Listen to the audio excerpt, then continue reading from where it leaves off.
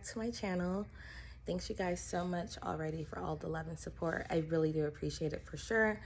It's kind of funny like hearing myself talk on video. Like I hear myself and I'm like, I don't feel like I talk like that in person, or I sound like that more so in person. But oh well, I'm getting over it and I'm just going to continue to push through. So May is Mental Health Awareness Month, and I think that it's so great that us as a society is really starting to kind of key in on mental health. I feel like the pandemic definitely helped, just because a lot of people were, stuck inside, doing things outside of the norm. And it really just, things just started happening, of course, around us. And even in today, where I just feel like mental health has become a bigger ordeal. And I think that it's great. It bothers me though sometimes, of course, when we hear different things that happens in the world, or people committing suicide, or people going crazy per se, and people just kind of making comments that I feel are like not the best and kind of ill. And like definitely not defending those comments by no means, but I do feel like it's just a lack of understanding, right? A lack of knowledge. You can't really understand something if you haven't been through it, and I'm saying that because I was one of those people once upon a time. Like, it still bothers me to this day that I remember a high school friend of mine. She was the first of us to get pregnant, and I remember we were hanging out with her, and she was just like really complaining, and she was like early on, and I was just like, I never said it to her face, but in my mind I was just like, oh my gosh, like, you're not the first person to get pregnant, like, seriously.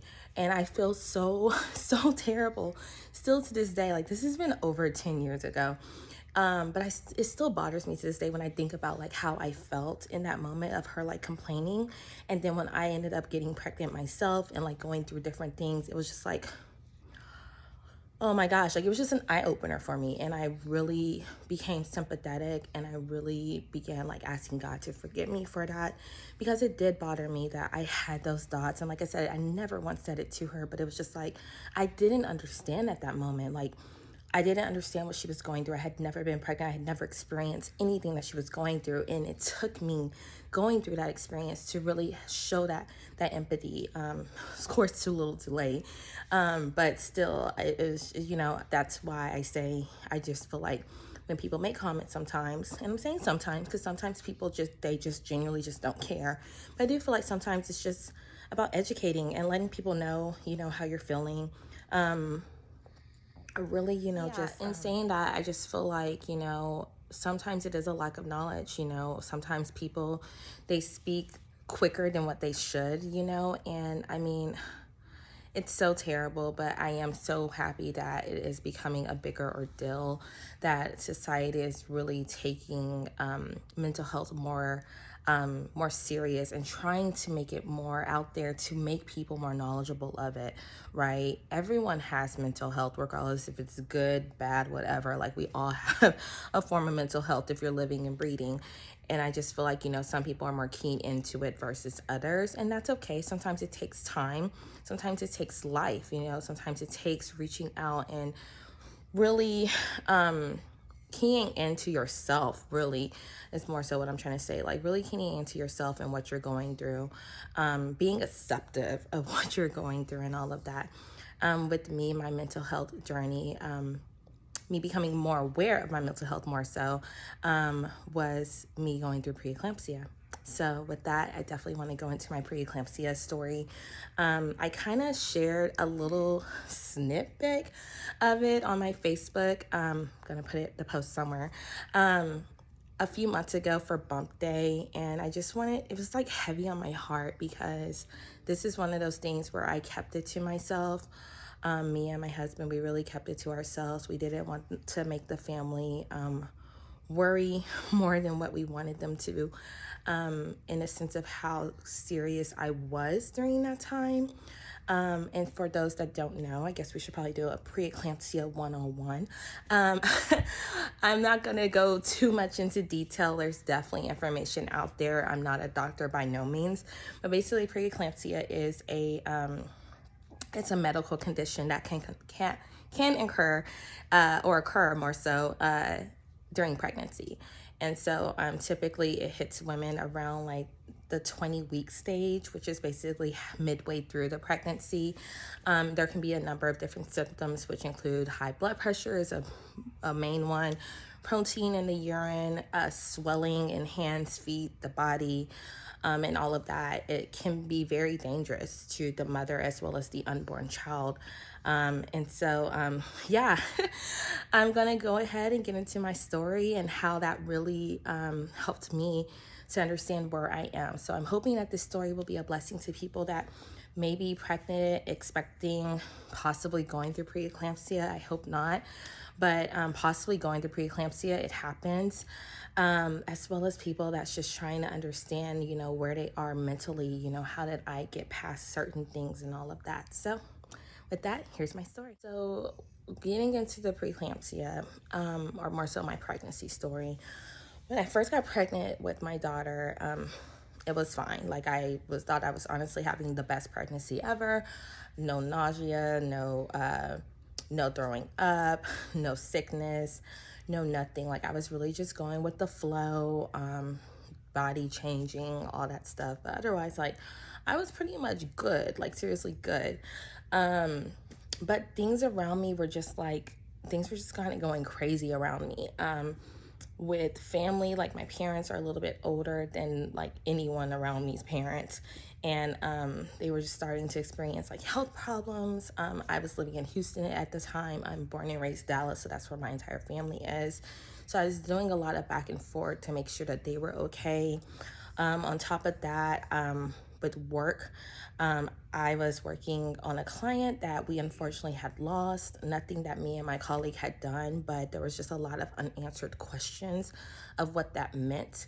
If we were still going to have a job, etc., who our managers was going to be, what would we be working on, and all of that. And so it was just a lot of like unknown, just stress, little stresses here and there that was tackling me personally as well as work-wise, that was going on around me. And so I'm setting that up to kind of show like, things around you can kind of help trigger some things to come out as well. And so I just remember 16 weeks pregnant, we found out that we were expecting a girl. We had a gender reveal that was amazing and so great. And I just remember even as I was approaching that, I just was feeling off. Like I was just feeling a little bit off. Things just started like hurting, like my head. I just remember I was experiencing really bad headaches and just a lot of just different feelings. I just remember people around me were just always like, oh, you're pregnant, you're going to experience some things. It's okay. It's part of the pregnancy. It's part of the pregnancy. It's part of the pregnancy. At my doctor's appointments, I would always tell the doctor, like, what I was experiencing, what I was feeling. And it was still kind of like the same thing. It's your first pregnancy. You don't really know what to expect, It's just your pregnancy. It's your pregnancy. You're going to be fine. And at first I was like, they're probably right. I've never done this. Like, who am I to, be like, this is something crazy. So I just kind of went with it. But I just remember after the gender reveal, I wasn't feeling well. Like, I really wasn't. And I started, like, putting things into my own hands, calling the doctor, requesting to be seen a little bit more, because the headaches just intensified. And they were like migraine headaches, that wouldn't go away. My vision was starting to get a little bit like blurry, like where it would take me like a minute to get my vision back or to kind of get myself together. And sometimes I felt like, oh, maybe I just got up too fast or whatever. But things just felt off. And so I remember the doctor, I kept coming in too much. My doctor was probably tired of me. And so every time, when you go to the doctor, they'll take your blood pressure. Well, my blood pressure was always elevated. At first, it wasn't too bad. It was just slightly high. So they're like, you need to try to take it easy, blah, this and the other, whatever. Okay, cool. But it kept getting high. So then it got to the point where like I needed to be more monitored more closely, in the sense of they wanted for me to start taking my blood pressure at home, kind of keeping a log to see how much is it fluctuating while I was sitting or whatever else. Because when I was going to the doctor, I would go in, it would be high, and then like they would have me sit for like an hour or two, and it would still be high. Maybe not as high as when I first got there, but it would still be high. So I wasn't diagnosed with anything at first. I did a urine test. There was no protein in my urine, which that was a good sign, because that is one of the signs, like I said earlier, of preeclampsia. So I just went about my day. I went about my business. I went about this pregnancy, right? So bring you up, that was pretty much like all of August that was going on. I found out early August, the gender reveal, and then like the next 4 weeks, that's pretty much what was going on. Come September, I got worse, got completely worse. But I was also getting worse because there was things going on around me.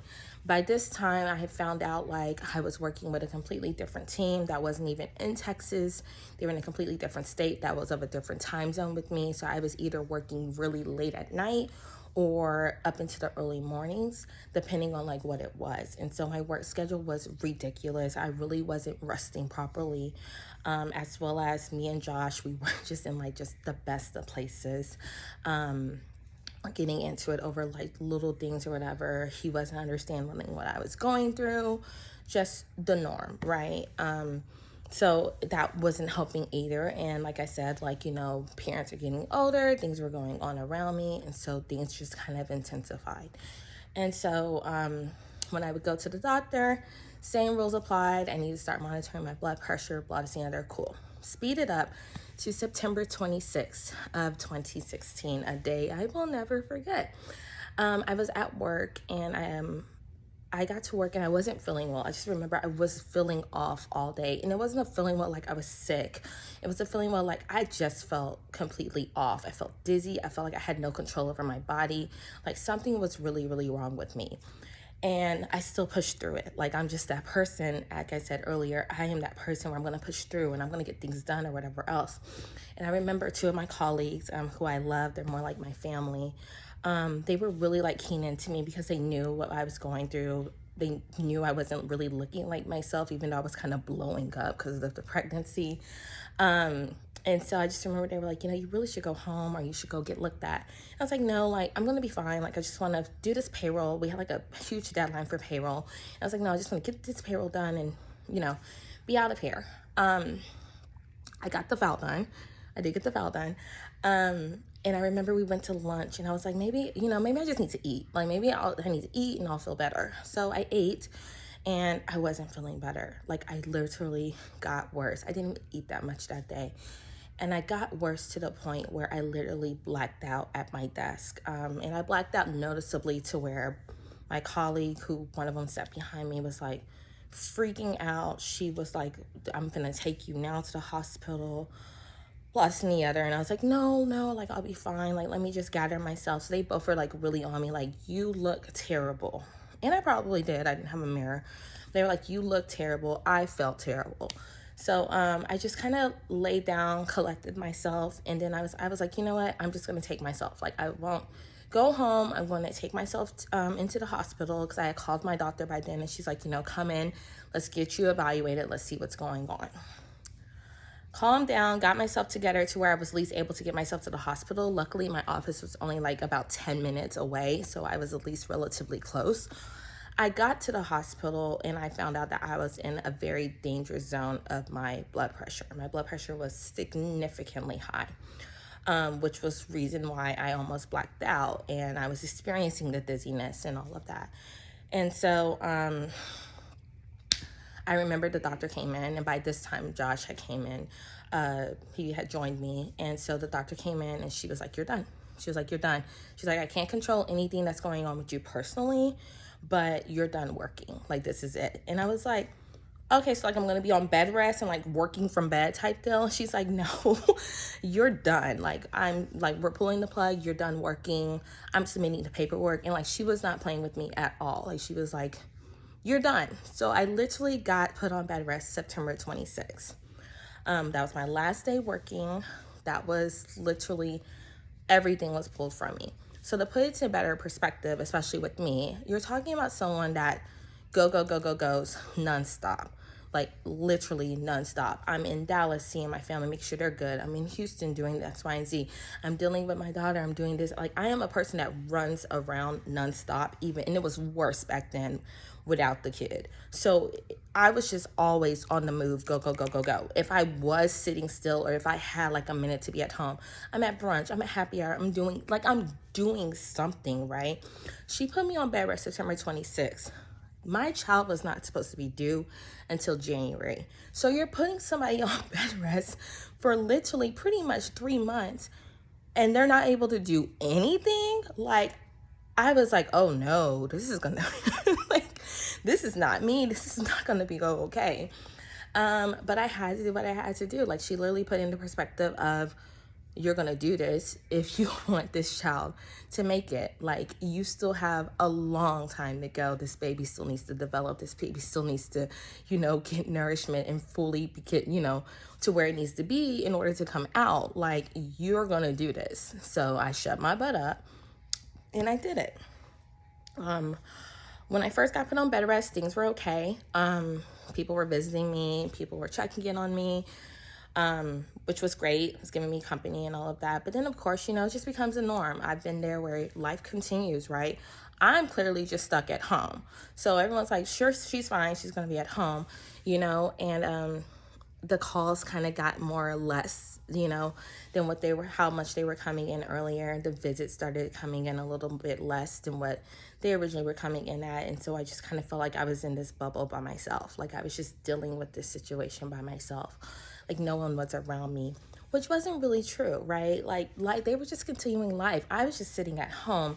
And also, I wasn't raising up my hand. I wasn't letting it be known that I needed just something, just really more so support. And I needed people there just to tell me that they loved me or whatever else. I was never being expressive as to what it was that I needed at that time and in that moment, which led to me falling into a form of depression. I'm gonna cry. I knew this video was gonna be emotional for me. And we still have a few more months to go. So this was October, basically, when all this was going on. And at the same time, I'm still dealing with the pre-eclampsia, right? My blood pressure was high. I would be just lying down, not doing anything, clearly. And blood pressure was just high. But it was high in the sense of, it wasn't too bad. I remember the doctor gave me a monitor. I won't say a monitor, but like a set number. And like, if it was below that number, I was okay.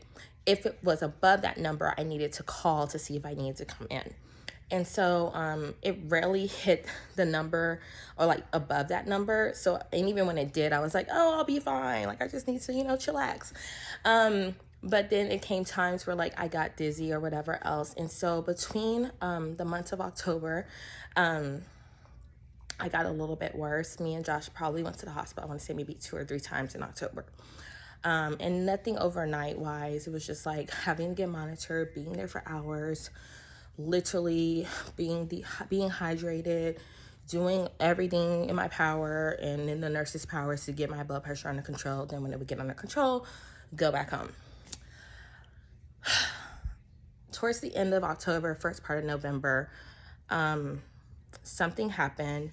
I received a phone call that I will never forget, and I'm not going to go into detail of it, but it was basically, I basically found out that I wasn't, I won't say I lost a friend, but due to lies and people talking about me for whatever reason while I'm going through what I was going through, but spreading lies, rumors, misunderstandings, whatever it was, it caused for me not to be as close to someone that I consider honestly very close to me, more like family to me. And that really, really hurt me. And I remember I got that call and I was trying to explain myself and trying to explain that's not even me. And I'm the type of person where eventually, like, we're grown. I can't change any. Like, when someone's mind is made up, their mind is made up. And I'm very acceptive of, I'm going to just take a step back. I love you and I'm sorry. And I had to do that. I didn't want to because of the love that I had for this person, but I did. And I just remember I got off the phone and I was so tore up. I was so tore up. And I was cooking dinner when it happened. And I remember Josh was just like, you have to calm down. You have to calm down. You have to calm down. And I couldn't. I just couldn't. I was so upset and I was so hurt. It was so many emotions at one time. And like I said, I was already feeling like I was by myself. I was already feeling like no one was there with me. Like, I was in Houston. My whole entire family was in Dallas. And like I said, I already wasn't raising up my hand. It's nobody's fault that they weren't there. I wasn't being vocal of what I needed. And the alcohol pretty much put me over to where I needed to be. I calmed down enough to where I could be home. And I remember it just never left my thoughts. I couldn't get it out of my mind. I would find myself just crying more and more and more. Not necessarily about the situation, but just about everything. Like, I was just crying to where I couldn't stop. And I'm crying now because to tell this story, I have to go back there, right? And it's like, you don't want to see yourself there, especially when you've grown from that place. But I hate even thinking or seeing myself where I was, and because I was in really bad shape, and I never spoke up as to where I was and what was going on with me. So it was about a week or two later, and my sister, who we're not biologically sisters, but that doesn't mean anything to me. She truly has been a blessing to me and always will be. She came over to check on me and just to give me some company. And Josh, he had an event at one of like his old coach's house. And so we were there and we were just sitting on the couch watching a movie or a show or something. And I just remember everything got dizzy, everything got black, everything just wasn't right. Like, I felt so bad, and I never had to say anything to her. Like, she just looked at me and she was like, Leomia, you look so bad right now. Like, what's going on? So I asked her to get my blood pressure machine, and she got it, and it was significantly high. It was the highest my blood pressure had ever been, like, literally. And again, this was mid-November. And so, of course, I had to go to the hospital. We called my doctor. They wanted me to come in. I went to the hospital. She stayed with me until Josh got there. And just being monitored. And I'm lying there, and it's staying. It's staying where it was. Like, it just was not moving. And then if it did move down, it only moved down just a little bit. It was still high. And so, long story short, I remember the doctor, she came in the next day, because this happened the night before, it happened at night. She came in the next day, and she was like, we have two options. She said, you're too far off. Like, your body's just not tolerating it. She's like, I'm not sure what's going on. She was like, but this preeclampsia is winning. And so basically if I didn't feel fine, because by the morning it had went down, it was still high, but it went down to like the safe zone underneath. It was still high, but underneath that number I told you guys. So the options were either they were going to take the baby if I was still feeling terrible, or if I was feeling okay, they were going to send me home, hopefully let me regroup and get my body together for 4 more weeks, and then would induce me in December for the baby could be safer, right?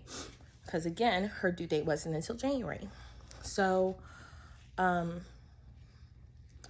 before she left the room for us to make the decision, she was like, I also need for you guys to really take into consideration and think about, I was so far gone to where, or the preeclampsia was so far bad in me that we had to make the decision, or that we had to start having discussions amongst each other, me and Josh, of if push came to shove, who would we choose? Like, if someone's life was on the line, who would we choose? Like, would we choose me, or would we choose the baby? And she left the room, and I just remember feeling so low. Like, and we never called the family. Didn't want to have them worried. We were going through all of this by ourselves. And I just remember being like, I've always chose my daughter. Always. And it's something that Josh was so, not happy with me. Because he was like, no, I'm going to choose you. you know, we can always try again. We can always try again for a baby. But there's only one you. And I was just always like, no, like, I'm going to succeed. I am not going to fail this. Like, I don't want a sick baby. I want to make sure she's okay. Like, God bless me with this child. I'm going to do everything in my power to make sure she's good. So we talked. It was a long, deep conversation. I felt like crap, to answer that question. I felt still like crap. But I was going to do everything in my power to make sure my baby was okay and that she had a fighting chance. So I made Josh a promise that I would do everything literally in my power to try to stay stress-free, keep things off of my mind, try to keep my blood pressure as manageable as possible so that I could go home and keep her in for another month so that she could have a better chance of being good. And that if I didn't, then we could go ahead and not pull the plug on her, but get her out, because clearly, like I said, during preeclampsia, it can cause issues with the mother as well as also the child. So I lied basically to the doctor that day and told him I felt great so that we could go home. I went home, still had blood pressure issues, but they weren't as bad as that day. I was just like, I had to clear my mind, had to get things out. I just kind of stayed to myself, kept my phone off a lot during that time. I remember going more into a deeper depression, but I was aware of everything around me and just really like, I'm focused on this one task only, and just trying to get through it. And I did. So on December 8th, that night, I got induced. They didn't start my labor until the next day on the 9th. And I just remember I was like, everything I had gone through, I'm still like, I'm a champion. I'm gonna have this kid with no meds. It's gonna be fine. I went that entire day. So they started me on Pitocin and some other stuff. And I went through labor all day. The kid didn't want to drop at all. I think I had only dilated like half a centimeter, maybe 1 centimeter. So then they stopped the Pitocin so that I could eat, shower, get myself back together. And then when I got back in the bed, they put something within me, not the balloon, but something to help my cervix open. They came in the next morning. The doctor came in, actually. I had dilated enough for her to break my water. They started me back on the Pitocin, and my labor really started going. So that was on the 10th, clearly. I had her on the 10th. I did eventually have to get epidural, unfortunately, at hour 38, because I was just tired and done. The girl wanted to come out 4 hours later, but that's everyone that knows Elena. That's just her. She's going to do everything in her own time, in her own way. But she was perfect. She came out perfect, you guys. But I wasn't good. So I had her, and she was great, healthy, great. I ended up having fevers. Blood pressure was significantly high. I was blacking out, still having blurry visions and stuff. This happened over a course of 2 days. By the next day I was getting better, but I still was I was the problem child. At one point they wanted to release Elena and not me, because I was the one that was having issues. Josh let the ethnic side of him come out, and he was like, no, but he had some other choice words. He was very stern, but by then he was just tired. We were both tired. And he was like, that's the last thing you're going to do to this woman. Like, you're not going to separate her from her child. Like, no. I thank him for that still to this day. But, yeah. So, long story short, we got released day 3. Then by day 3, I was pretty much back to normal. Blood pressure was the lowest it had ever been, like, you guys, since me being pregnant and all that. I was like in the 120s again, which was a godsend. Doing so much better. It just took my body a minute to get back adjusted. Got home, bring you up to speed. I feel like this story is carrying on. I ended up having postpartum really, really bad. Really, really bad. Which, as I look back, I'm not surprised. Like, everything I went through just kind of makes sense. I had postpartum really, really bad, but it wasn't like the postpartum that you hear or that you used to hear about or used to see in not videos, but like movies back in the day, and where you feel like the woman's causing harm to herself or her child or people around her. I wasn't that person. And I feel like postpartum is I feel like people misunderstand that as well. Like, what is postpartum? But we can go into that a different video. But yeah, my postpartum was it was kind of like the same feeling I was having prior. Like, I just felt like I was by myself. People would call and would just ask about the baby. Like, I didn't exist. Like, some people were worse than others. I'm not going to name any names, but it was just like really bad. To where I literally just felt like, here we go again. I was just in a routine of taking care of her, trying to nourish myself because I was breastfeeding. But I felt like I was just stuck in this bubble that I couldn't get out of. Like, I would smell on the outside, but I really wasn't smelling on the inside. Like, I was really, really going through it. And I know that me getting on bed rest so early probably helped contribute to it. The preeclampsia probably helped contribute to it, or whatever else. And I just remember, like, my sister and my best friend, like, they were trying to help get me out of it. It just wasn't working. Like, I appreciated everything that they did, and I would have a good time and would smile and say the same stuff over and over again. I'm fine. I had that so bad, you guys, like, all my entire life. I'm fine. I'm never the person you need to worry about. I'm fine. But I wasn't. I remember it was Easter. Elena was maybe 3 or 4 months. And we were in Dallas. We typically spend Easters in Dallas. And I remember Josh had enough. I was just in a corner crying. I couldn't stop crying. No, nothing had happened for me to be crying, but I was just crying. And he grabbed me up by my shoulders, turned me around, looked me in the eyes, and was like, Leonie, you have postpartum. No, I don't. Like, what do you mean? I don't have postpartum. I'm fine. Like, postpartum is for crazy people. Like, I'm fine. And he's like, Leonie, you have postpartum. No, I don't. I'm fine. I kept fighting him. He kept saying, that's all he said to me the entire time. He just kept repeating, Leonie, you have postpartum. And I kept fighting him. It took him maybe 5 or 6 times to say it. And I finally just broke down crying. And I couldn't stop crying. I literally broke down crying because in a sense I felt like a relief. I felt like I'm being seen. I felt like someone saw me and understood or was trying to understand what I was going through. And that day is what really helped me to accept that I was going through postpartum depression. And I feel like that's the first step in any type of depression, is accepting it, right? I feel like people sometimes, they don't accept that they're in a depression. At least with me, I didn't accept it. I was aware that I didn't feel like myself and that something was wrong. But I wasn't accepting of the fact that I literally had postpartum and that I was going through a form of depression until my husband was like making me aware of it. And I feel like it was just, I knew it. I kept thinking in my head, like, maybe I do have postpartum. But it took me feeling like someone would finally saw me, saw what I was going through, trying to understand me, for me to kind of get out of it.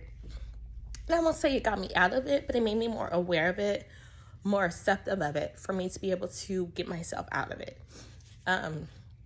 So I just remember after I finished crying, it just was so much more better.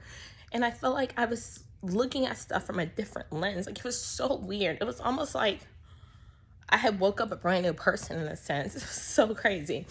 And I'm not going to say things changed overnight, because it didn't, but that awareness and that moment helped me to push through and helped me to speak more and to talk more and to let people around me know how I was feeling. And it's taken growth. It really has. I have really gotten there now. But in that moment, me getting through postpartum, I probably had it for a good year. Like I said, 3-4 months was when, during Easter, when I became aware. I knew it, but when he helped me to become aware. And I was getting myself out of it. I was just going back and doing certain things that I was used to doing, right? By then, I think I had started back, like, going to work maybe like 2 or 3 weeks after Easter. So that helped, even though my life there was still a living nightmare, but whatever. But it was still nice to just kind of like have something else to be doing to get me out of the routine of taking care of baby, eating, taking care of baby, trying to sleep, like, it got me out of that routine. I started going to happy hour and brunches. My girls were so great. My family really stepped in and helped me a lot. And yeah, it took time though. It was on me. It really was on me. Like, people around me were doing all that they could do, but it really was on me to really want to change, to really want to get myself out of it. Not even to change, but just get myself out of that funk, get myself out of that feeling, get myself up to better days. I never went through counseling. I hate that I didn't. I wish that I would have to this day. But that's okay. I never went through counseling. But me being me, I'm the type of person, like, I'm going to push myself in whatever areas to get myself back right. Like, that's just me. I'm going to always figure it out and just get through it. And I got through it with God on my side, with my family on my side, with my loved ones on my side. I got through it and I got out of it. But not everyone's that blessed. Not everyone's that lucky. And I want to say that blessed or that lucky. We're all different, right? Like, everyone's different. Everyone handles different things differently, right? So just because him telling me I had it constantly over and over again, making me recognize it and helping me to drive and push myself out of it, that may not work for someone else, you know? Counseling may really need to be a help. But what I will say is that I do feel like the support of loved ones, even if you don't know what someone is going through, give that person love, give that person support. You may not understand it. You may not ever understand what they're going through, but just give them a hug. Sometimes people don't want to hear that, you know, you're a child of God. You're a believer of God. Don't get me wrong. Y'all know I'm a Christian. I am a church baby fully, but sometimes people don't want to hear that. Sometimes people don't want to constantly hear what they used to be, or hearing like your opinion or whatever. Sometimes people just need a hug. Sometimes they just need a hug. They just need you to be there. Sometimes they just need for you just to sit there and to just cry with them. Literally. Just to know that someone's there with them. Again, I'm not a therapist, like I said in my first video, by no means. But I am hoping that by me telling my truth, it helps someone, or helps more than one person. But even if it just touches one person, I am fully fine with that. I never want someone to feel the way that I felt. I never want to feel that way again, honestly.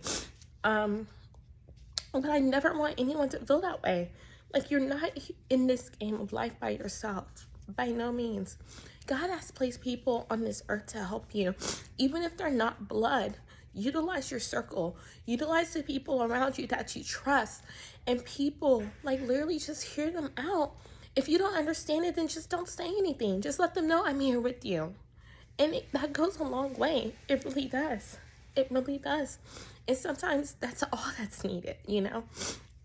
Life is too short. And I feel like mental health is really, unfortunately, I feel like hurting and affecting the younger ones more than the older ones these days. And I hate it so much. I know that kids are going through different things in schools that I never had to deal with. Maybe you never had to deal with. And I just feel like we need to, as a community, really stand together and be there for one another.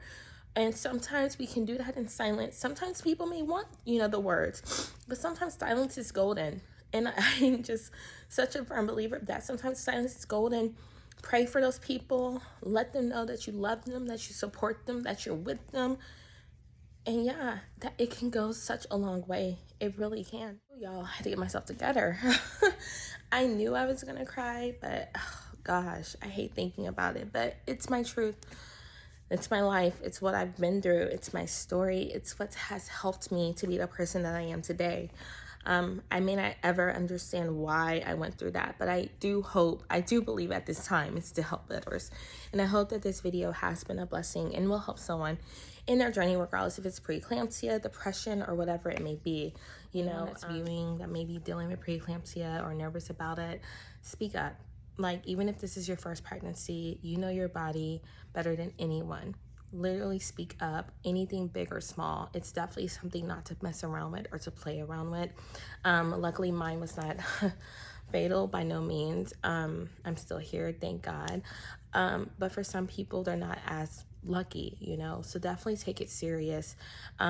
Speak up if you start seeing signs, if you start seeing more swelling, if you start having headaches and blurred visions, if you start noticing, like, even if your doctor's not telling you to monitor your blood pressure, go get a monitor. They're not that much. Like, go get a monitor and start checking yourself out. Like, again, you know your body better than anyone. If you feel off, say something, speak up, which goes to even the people that may be dealing with depression or anyone that may be going through anything.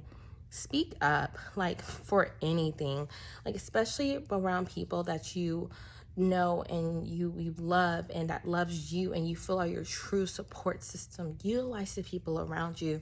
That's something that I wish that I would have done. I wish that I would have spoken up more. I do feel like if I would have spoken up more prior, like after me being put on bed rest and even after I had the baby, and just spoke up just to let people know, like, I was good. Like, I was mama bear to the max. Couldn't touch my baby. Like, I had that down pat. I had mommy life down pat, but I wasn't okay. You know what I mean? Like, I had mommy down, but Leomia wasn't okay. Like, the person herself wasn't okay. And I wish that I would have rose my hand up with that. You know, I wish that I would have spoken up and just let people know I'm literally not okay. And I feel like if I would have done that, I would not have gotten as bad as I did. I have a huge support system. I have a big circle of loved ones, and I didn't utilize anyone. I just continue to be the strong person that is always okay. And it's okay not to always be okay. It really is. And I feel like people sometimes feel like that's not the case, especially us as women. Especially, like, we just carry so many loads, and we think that we're expected to do X, Y, and Z and blah, this and the other. But we are human, and we break like just like anyone else. So again, speak up. Let people know how you're feeling. Let people know when you need help. I promise all my videos will not be tearful and sappy and just, oh, you guys. I'm a crier. It's okay to cry though. It is okay to cry. But yeah, I promise I'm gonna have some fun things going on as well. I'm gonna have some not so serious moments as well. So bear with me. I just felt like this story needs to come out a lot sooner than later, especially since it is mental health awareness. And me posting about my preeclampsia on Facebook, my little snippet of it, is what really helped motivate me in wanting to do this channel. So my lips, everything's gone. But anywho, please like, you guys, comment, subscribe, share. Let me know what you guys are thinking, truthfully. I really want to grow and develop this thing into something great. Hopefully, you know, whatever God has for me, I'm gonna do. But yeah, definitely like, comment, subscribe, share. Let me know your thoughts. Until next time, I promise the best is yet to come, and it won't always be so tearful. But again, until next time, thanks so much.